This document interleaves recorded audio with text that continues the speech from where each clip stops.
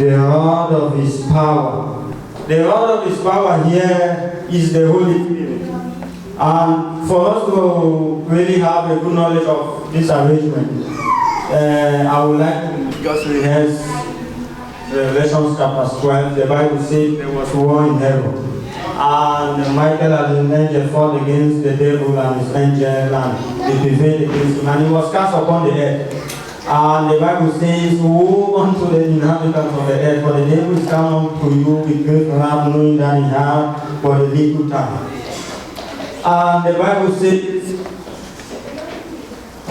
the Lord, when he will be coronated as the Christ, he will seek to keep, to put the devil out of business upon the earth. And the strategy that he will use to fulfill his mission upon the earth is that he will send his spirit.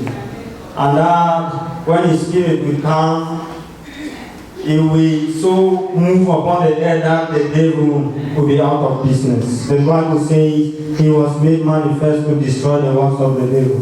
And it is on this basis that my meditation comes this morning. Agreeing with God. I titled my meditation, Agreeing with God. You see, when the Holy Ghost comes, one of the things that is supposed to happen is that it is going to partner with man. It is not going to move on its own. The Holy Ghost will not do anything on its own. It is going to partner with man, and he will make man a vessel that through man he is going to rebuke, he is going to overcome the works of the devil. And someone is saying, why should it be so? I think God is all his power. Why should God in all his power, he will want to move upon the face of the earth, but he will need a man. He will need a man. See, God cannot do anything upon the face of the earth, no matter how strong he is, no matter how powerful he is, until he has a man. Until God finds a vessel that his spirit will possess, and he begins to strengthen him, and he begins to use him, God cannot do anything upon the face of the earth. In Jesus' name. Amen. If someone is asking me why is it so, we have to understand that the spirit realm is a legal realm. That even God is bound by his word. Anything he wants to do, he is bound by his word. And upon creation, he created the earth in such a way that the earth was the domain of man. If a spirit being will have to find expression in the face of the earth, it is because man let him. Even Jesus Christ, for him to come upon the earth and to pay the price for our salvation, he had to come through a man. He had to be manifested as flesh and blood. And that the Bible is saying, even the Spirit of God, when he will come to move upon the face of the earth, the legality that he can operate is that he will have to find expression through a man. And he's saying that in the day that we will see his power being manifest on earth, it is because a man is willing.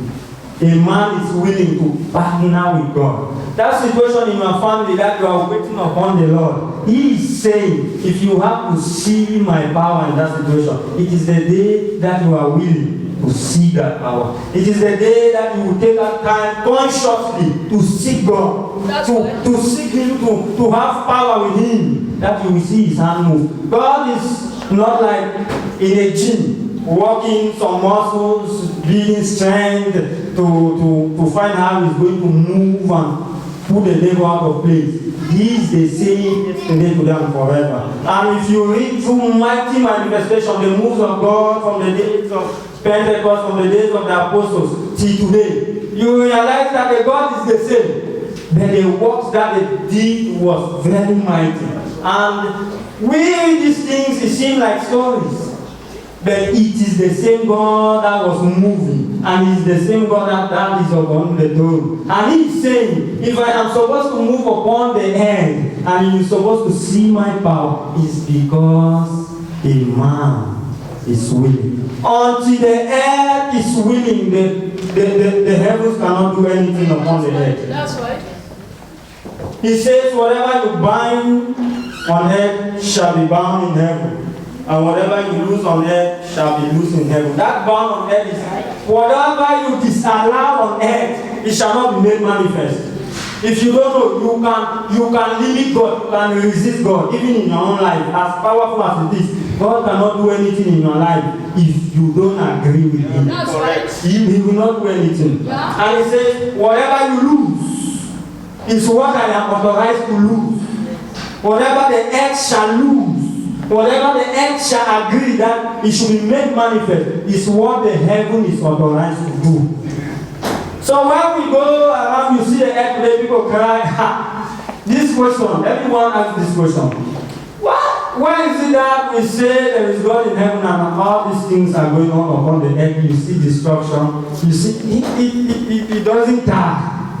It doesn't die. You see destruction. You see all types of plagues and diseases. And people ask questions, but why is it that God is in heaven? Then the earth is suffering. I want to let you today to know that until the earth wills, the heaven cannot do anything. Amen. Psalms 116 verses 15. Psalms 115 verses 15.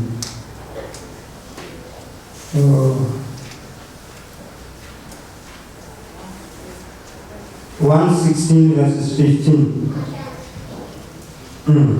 Precious in the sight of the Lord is the death of his saints. Hey, sorry, 115 verses 16, sorry. The heavens, even the heavens, Amen. are the Lord. Amen. For the earth he has given to the children of men. Amen.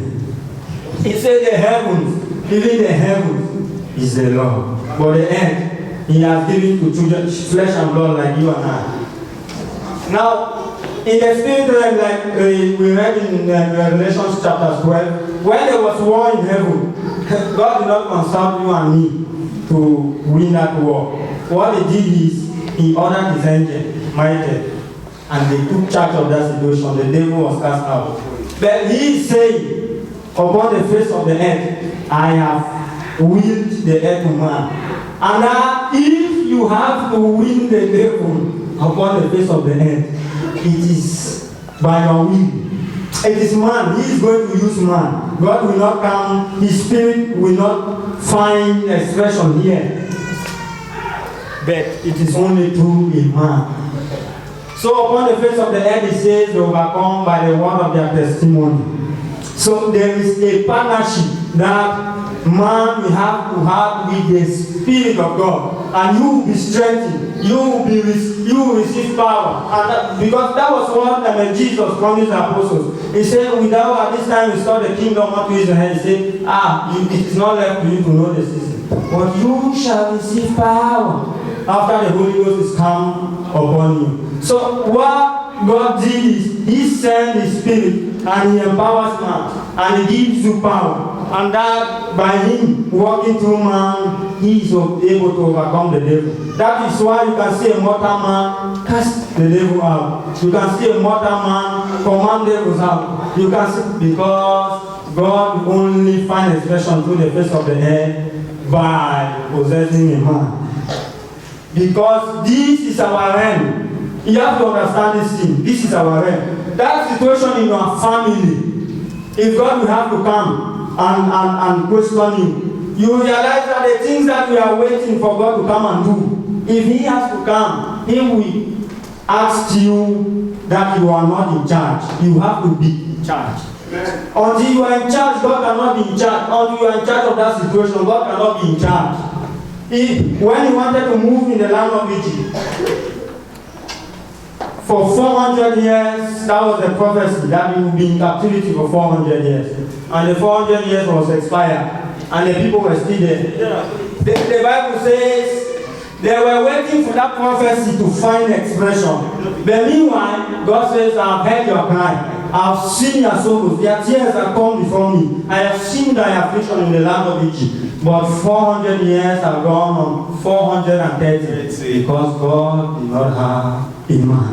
And when He finally found a man, He went to him and said, I want to send you to Egypt. Amen. Go to Pharaoh, tell my people, tell him to let my people go. And Moses said, who am I that you will send me to Pharaoh to let the people go? Who am I that I will bring your people out of Egypt? But Moses did not know God cannot do anything without using a man, without partnering with a man, because God is a spirit, and if he has to do anything, he will need a man. And when Moses began to understand these things, then God began to do mighty signs. And may the Lord bless his one in Jesus' mighty name. Hallelujah. That was a powerful meditation. Amen. God can't do anything.